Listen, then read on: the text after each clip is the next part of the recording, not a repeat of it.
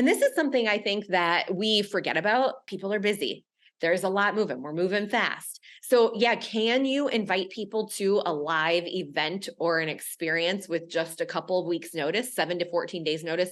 Yeah, you can. And there are some places where that makes a lot of sense. But because this was an event that I wanted to connect with people in, I wanted to show up for people in, and I wanted people to show up in it because I knew that's how they were going to get results. And I knew it was going to be fun because we were bringing that entertainment factor. We invited people to this weeks in advance, like a month. And we continued that practice. And this is one of the reasons I believe our engagement is high in the Planathon, was in the very beginning, and continues to be high 10 years later, because we're giving people notice. People are busy. People have a lot going on. I'd say people might even be busier and more distracted now than 10 years ago. The pings, the demands on your time and attention are exponential, off the chart. Hey, hey. I am so happy to be here with you today. This is going to be a casual episode, a conversation where we chat about a little behind the scenes on setting up a revenue generating event for your business. And we are going to do this in a 2-part series with some behind the scenes from an event that I run every fall called the Planathon, Fall US, I should clarify. I'm rolling into spring and summer right now, but I still say fall. So I am excited to be here with you in this behind the scenes episode. Like I said, it is going to be casual. It is going to be informal. It is going to be real. And I'm going to break down some things for you and share some behind the scenes so that you can do something like this in your business if you want, or maybe you don't want, and you are going to learn from some of my mistakes. Now, this is going to be likely in 2 parts. I'm going to give you some of the behind the scenes and the background first. And then in the next episode, I'm going to share a little bit more about where we are going. I have been wanting to record this for a little while now, and things have just kept coming up. Life is life, and we're going through transition, school, life, business, work, volunteer work. There's just stuff coming up all over. I knew that I needed to record this, and I wanted to sit down and have a conversation with you. And I made my schedule last night. Like, I'm going to get the kids out the door, say I love you, say I'm going to miss you while you're gone. They rolled their eyes at that one. It's actually a song. I didn't sing it, but they look back like, oh my gosh. Have you heard the song? I'm going to miss you when I'm gone. I'm gone. You're gone. I'm going to miss you when I'm gone. I'm going to miss you when I'm gone. When you're gone. When you're gone. Anyway. So, okay, maybe you just rolled your eyes too. Sorry about that. Wanted to give you the full behind the scenes. I told you it's going to be casual. And so they left. I grabbed some coffee. I did a couple of volunteer things, and here I am sitting down for our incredible conversation. Also, speaking of like just life, my husband has a day working from home, which was unexpected, and I did not weave into my schedule. So he may walk in the door any minute. We share an office space. I'm on this side. He is on the other side of the room to my right. So if you hear a door open, it's just him sitting down to do his work at his computer. So, but that didn't stop me. That did not stop me today. And I'm so grateful to be here with you. So for the last 10 years, we have hosted an annual planning event for entrepreneurs called the Planathon. You may have participated. You may not have participated. If you have not participated in a Planathon yet, I want you to go over to theplanathon.com and RSVP for the Planathon this year that's coming up. We are rolling into our 11th year of the Planathon. So we've been doing this for a while. Every year end, we come together in the planning event of the year for entrepreneurs and business owners to help you get strategic, get focused, get intentional, and set yourself up for success in the year ahead. And this event, in and of itself, has generated millions in revenue. It has given us the opportunity to serve tens of thousands of business owners. And the feedback we receive about this event is so beautiful. And the momentum and the connection and the community that comes together in this event is one of the most beautiful, intentional communities you will ever be a part of. It is not a community that is active all year, every year. It is a community that comes together to plan, focused, intentionally, and get on track to get where we want to be going. And this idea came to life, like I said, over 11 years ago. We've hosted 10 Planathons. This year will be our 11th. And this idea came to life over a decade ago when I was in communities watching people say, hey, what do you do to plan for the year ahead? Do you create a strategic plan? Do you, right, reset, reflect? What is your process for closing out a year and setting yourself up for a new year? And very new in the entrepreneurial space at this time. I was still consulting in corporate. And I was seeing this feedback and these comments come in. I thought, man, I do this. I know how to do this. I have a process for this. So when I saw this feedback coming in communities that I was in and this question being raised, I thought, okay, next year, I'm going to have something ready to go. So I worked on it throughout the year. I put things up on my craft paper. I don't have a whiteboard. I have craft paper up and I write on it and I put Post-it notes on it. So it's multi-purpose. I don't have a whiteboard because we move a lot and I didn't have a great space for that. I use, white paper sheets sometimes as well. But at the time I had craft paper up, a roll of craft paper on my wall and notes up that I was making throughout the year. And I got to July and I thought, okay, now I'm going to write out my process. And the process that I wrote out became a workbook, a planning workbook and guide that you can check out at freshstartworkbook.com. And we'll be updating that for the 2024 edition later. And it also became a planning event. So what we did is we created with the workbook a planning event. And I wanted this event to be a bit like a challenge, if you've heard of a challenge. I look at a challenge as a structured event where we work together and we move toward taking steps toward whatever the challenge purpose is on something specific and actionable. So specific, actionable, we're going to get a certain result by the end of the challenge or our time together. Some examples of challenges, 5-day planning challenge, like the annual Planathon, 5-day clone camp, which we ran years back. I might bring that back in 2024 also. That was a ton of fun. But the 5-day clone camp was an event that was entirely themed around camping, but it was all about cloning yourself, your team, your impact, your results, your time in your business. So that was actually experiential and so much fun. When we made it very experiential, we had fireside chats. We said, this camp doesn't have mosquitoes, so you don't need your bug spray. We really themed the language and the experience. And the campers got into it. At the end of one night, I called for lights out as the camp director. I called for lights out. And people went skinny dipping in Moolah Lake after. And I think some people even had a flask that they were hiding and that they busted out when they were skinny dipping. So this is obviously all fictitious, but it actually happened. It was fictitious, but it actually happened. And we did name things, Moolah Lake, Profitability Pond. So you could see how in a challenge, you can bring in experiential elements. Another example is the 14-day green smoothie challenge. Make one new green smoothie a day for 14 days. 30-day whole food cleanse, 7-day Instagram engagement challenge, et cetera, et cetera, et cetera. This could go on and on and on. I was really excited about the Planathon challenge. And when we started the Planathon, we knew we were going to run this over 5 days.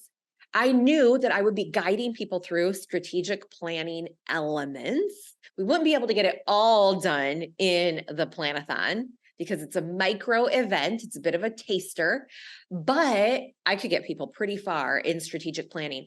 But also I knew that when we are doing strategic planning, we're going to want to consult experts. We're going to want to hear, okay, but what should we do about this? What would so-and-so experts say about this?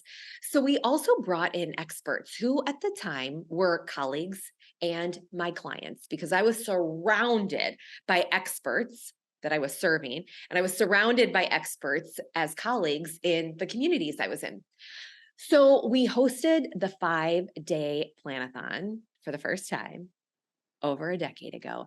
And it was awesome to make this experiential, because that was one of my key elements, thinking in line with the clone camp scenario.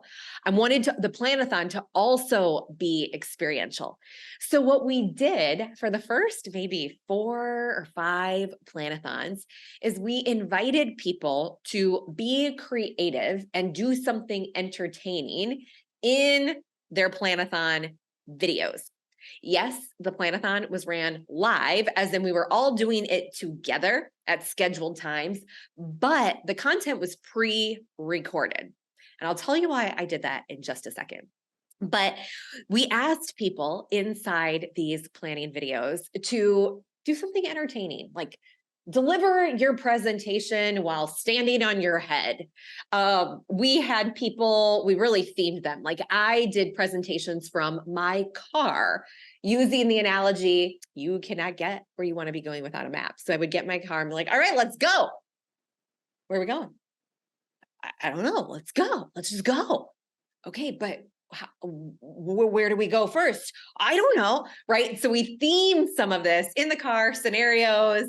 I did, to be funny and to really play on the idea to do a video standing on top of your head. I did do one in a yoga tripod move. I cannot fully stand on my head very well. Maybe up against a wall I could, but I did do one in a yoga pose, or at least I kicked off a video that way. There is a video up in our Planathon group right now where my daughters, Audrey and Harper, are singing a song. They made up a song.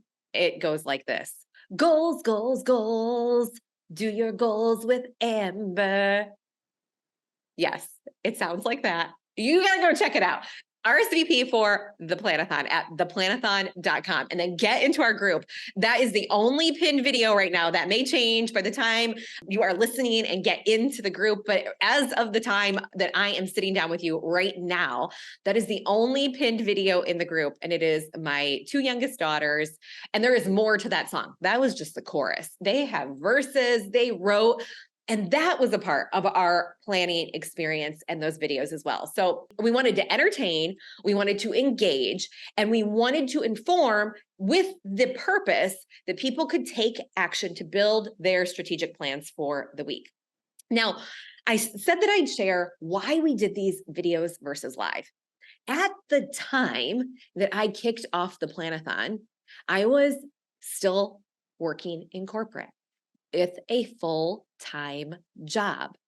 And it was soon after our first couple of Planathons that I transitioned to a part-time role, not full-time employee role in the organization. And I transitioned out of the full-time employee role, and I was able to spend more time on the business, but I wanted to have flexibility while I was still in a full-time employee role and after I transitioned out of the full-time employee role, to not have to be on all of the time.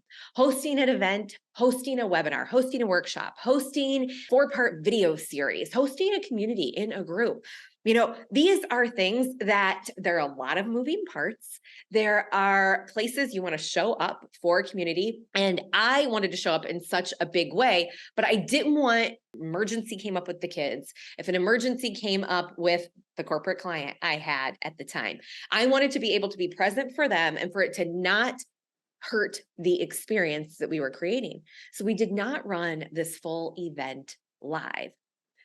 Well, we ran it live in that these videos that were pre-recorded went live at specific times, and we commented at specific times. And I was there showing up live in the comments together with people at specific times. But if I couldn't be there that immediate moment, the video would still go up.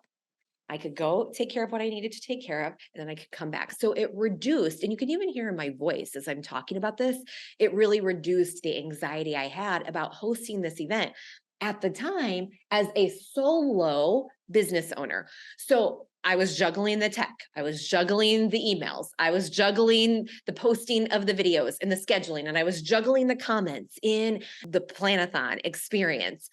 And also, this was all posted in a Facebook group. So for the first 10 years of running the Planathon, this was exclusively hosted in a Facebook group, and we hosted one live workshop at the end of the Planathon to sort of bring it all together. And why did I host it in a Facebook group? Again, because I wanted the tech to be simple. That was something I knew I could navigate and handle. At the time, the Planathon opt-in pages were on lead pages.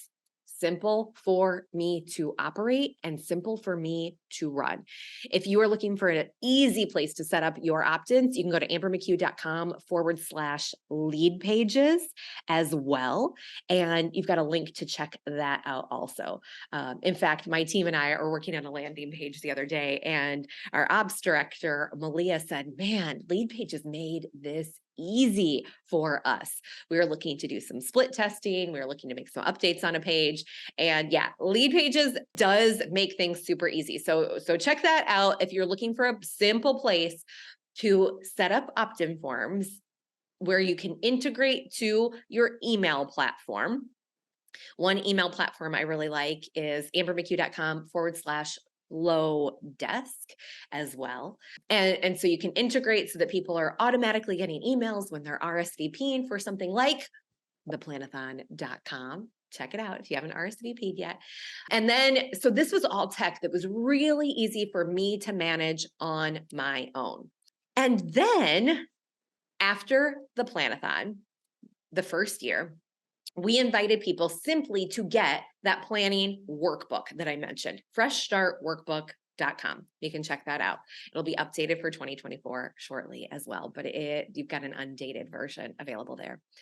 And so we set this up, and immediately the feedback that we got was incredible. The first year I ran this, I did not run Facebook ads. It was organic participation.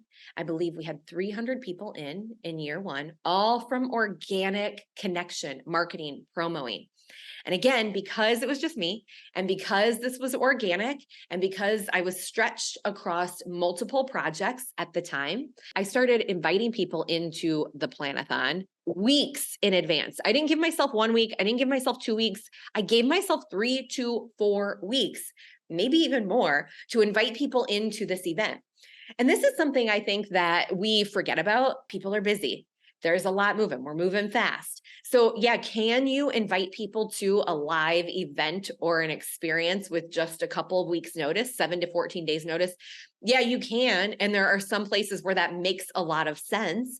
But because this was an event that I wanted to connect with people in, I wanted to show up for people in, and I wanted people to show up in it because I knew that's how they were going to get results. And I knew it was going to be fun because we were bringing that entertainment factor. We invited people to this weeks in advance, like a month. And we continued that practice. And this is one of the reasons I believe our engagement is high in the Planathon, was in the very beginning, and continues to be high 10 years later, because we're giving people notice. People are busy. People have a lot going on. I'd say people might even be busier and more distracted now than 10 years ago. The pings, the demands on your time and attention are exponential, off the chart for so many reasons that we could go into in a whole nother episode. But this is why I think it's important to give people notice. So don't worry if you're letting people know about something in advance. Mark your calendar, create space, carve out time, and you're going to see our invitation for you to do that inside the Planathon experience this year, which you can RSVP for at Planathon.com.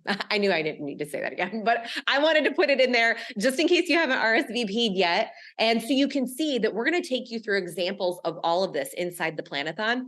And you're also going to see how things are changing this year. So as I bring this particular episode and behind the scenes to conclusion, I want to underscore a couple of key points and things that we called out through these examples and this behind the scenes.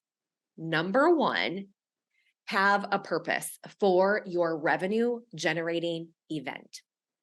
Number two, it's okay to start small. What's important is that you start. Do not be afraid to start. Number three, tech. What tech, especially if you are solo right now, is going to be easy and simple for you to navigate. And even if you have a team, what tech is going to be easy and simple for your team to navigate?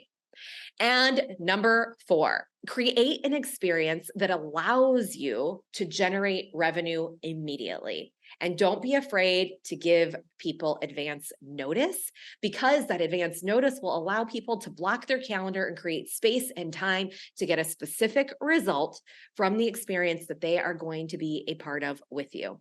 And giving that notice, I believe, is more important now than ever, because we have so many demands for our time and for our attention. And when something matters, you want to give people space and time to carve out time on their calendar to go through that event with you. So don't be afraid to give notice.